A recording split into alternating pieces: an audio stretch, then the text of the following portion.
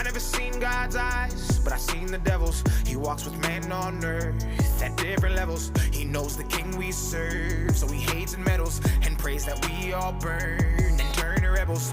He tried to get my soul, but I'll never settle. I walk this lonely road from the burbs to ghettos. I'll take the gift bestowed and return a vessel. I am the one they chose. Yeah, yeah, yeah. Rebellious in all ways, been sinners since birth. He knew that it would happen when he put us on this earth. We demonize religion, brought corruption to the church. We know the price of everything, but we don't know the worth. We spend all of our time idolizing false prophets. Comparison's the enemy, stop watching others' pockets. The social system's broken, we divide on every topic. They fabricate the truth and we all monetize the gossip. We know the problems and we see them but don't want to change. We're desensitized to every issue cause they let us profit off of people's pain. In this dystopian age, we ought to game that he plays.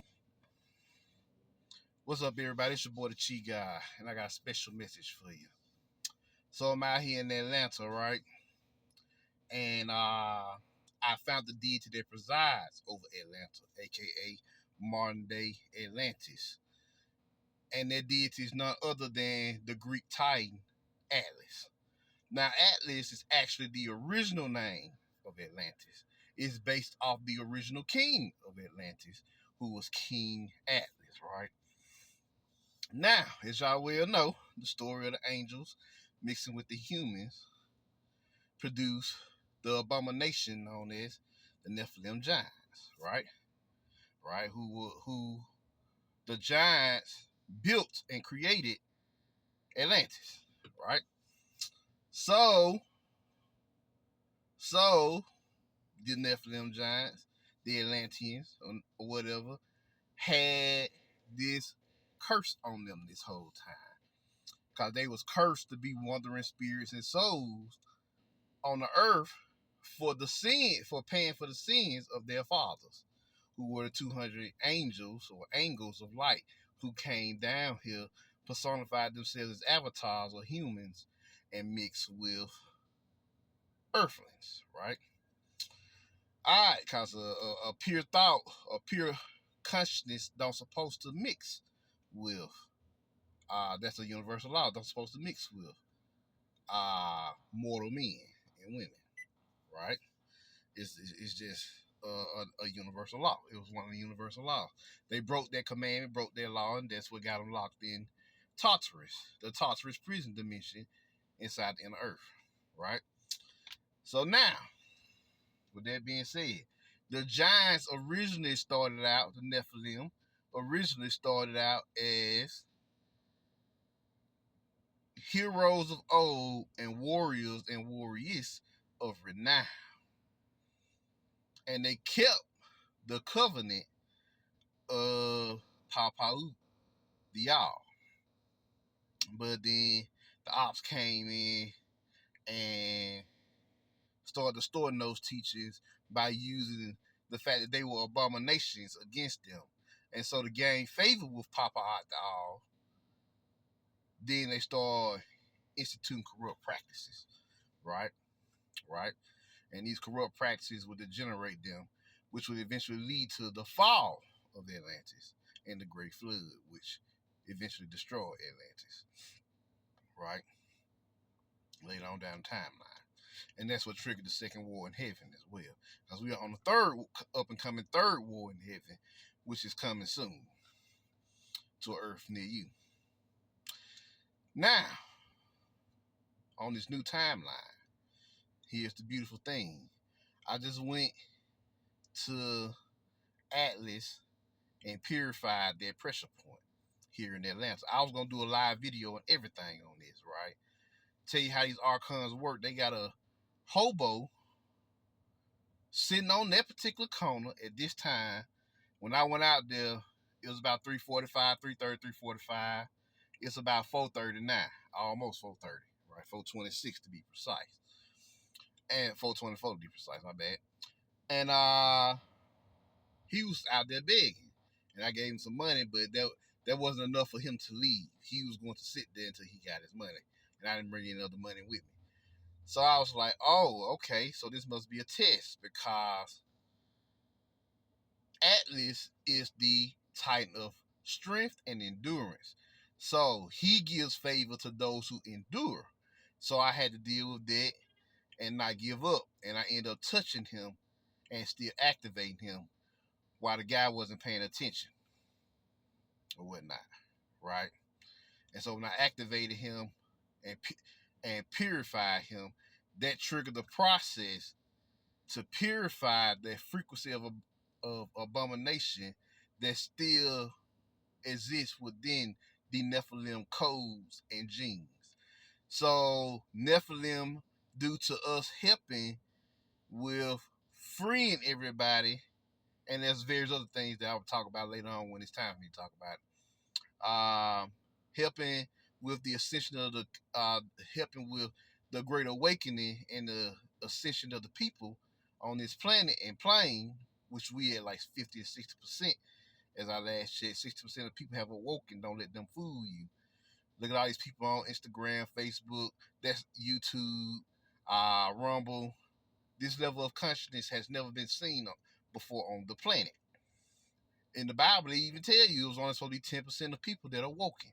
Now it's a whopping 50 to 60% of people that has awoken, right? So now, that puts Atlantis on the map. Atlantis is probably going to be the next capital of the new world. From what it's looking like, Atlanta will be. Modern day Atlanta will be purified. Once it's fully purified, it'll probably be the next capital of the new world. Yeah. So Atlantis has been absolved of its karmic debt, and the Nephilim have been absolved of the curse of abomination from them being mixed seeds between angels and mortals or earthlings, right? So now that that curse has been absolved, the Nephilim are allowed to ascend, which is another form of the rapture, who have been wandering spirits on the astral plane for the last 12,000 years, and probably even longer than that. For the last 12,000 years, they've been wandering spirits and souls because they weren't allowed to enter the source mind due to them being abominations. Now, they are allowed to enter the source mind. So now, there's a great rapture going on of them ascending into the all. Because Pa'at, the all mind, or the monad, as y'all also know it in alchemy, has seen their works, and during this time of great peril, they chose to turn against their fathers or their parents in this great war and help the Starseeds. And since they helped us, they have been absolved completely of the sin, the universal sin of being a mixed breed abomination. And so now they are now considered brethren and sistren, and they will be given their own aeon or sphere of consciousness within the all mind. See what I'm saying? Within the all mind, which is dope. So they are now finally free. They're no longer trapped in between worlds on the astral plane, which they couldn't go no further than the astral plane due to them being them not even supposed to be existing. See what I'm saying? They don't even supposed to exist due to them being what they quote an abomination. An abomination is just simply something that was never supposed to be made or something that wasn't authorized to be made, but yet it's here in existence. So they were stuck between worlds. They no longer are that via me purifying Atlas, and I so wanted to make that fucking real-time video for y'all so y'all can see it for yourselves. But oh well, that's not how it went down. That hobo would not leave. So yeah, it is what it is.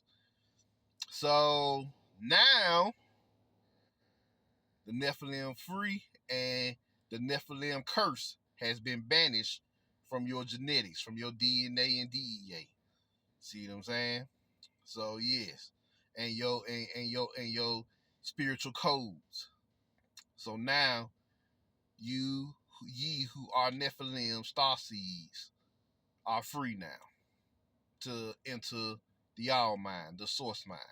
Because the only authorized giant who was allowed to enter the all mind was Noah and his family. That's it. But now everybody is allowed at this time, and then some. So there you go. The curse has been banished. Nephilim are free, and we one step closer to winning this war, this cosmic war. So this your boy the Chi God, and I'm out. Peace, passion, and chaos.